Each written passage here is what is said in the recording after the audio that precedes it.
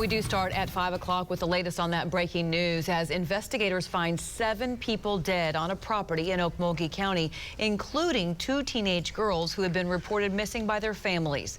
Thanks for joining us. I'm Lori Fulbright. And I'm Craig Day. 14-year-old Ivy Webster and 16-year-old Brittany Brewer were last seen with Jesse McFadden's family. His body was also found in a rural area east of Henryetta. McFadden was a registered sex offender. We have team coverage this evening, starting with News on 6's Emery Bryan, who joins us live in Henryetta. Emery. And we're just outside the suspect's property here, just to the east of Henryetta and just to the north of I-40. In fact, it's within sight just here on the other side of this property, where this afternoon the sheriff told us that his investigators had made the discovery of 7 bodies here.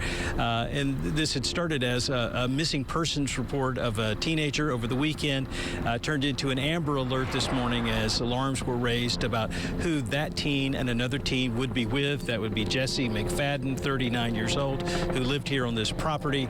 And then once investigators got here to the scene of his house this afternoon, executed a search warrant, they went onto the property and found 7 bodies believed to be, pending medical examiner notification, the 2 teenagers, Ivy Webster, 14, and Brittany Brewer, 16, Jesse and Holly McFadden, his wife, and then possibly his 3 children, though the sheriff here said the investigation is just getting started. He wanted to reiterate, though they are certain there is no future threat to the public, and they certainly believe what they have here is all of this family.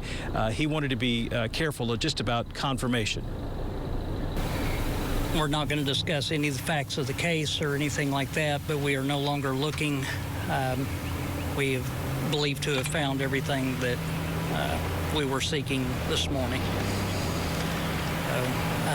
Our hearts go out to the families and friends, schoolmates, and everyone else, and it's just a tragedy in Okmulgee County. And that is the sheriff talking just a few minutes ago about the discovery of 7 bodies on this rural property here.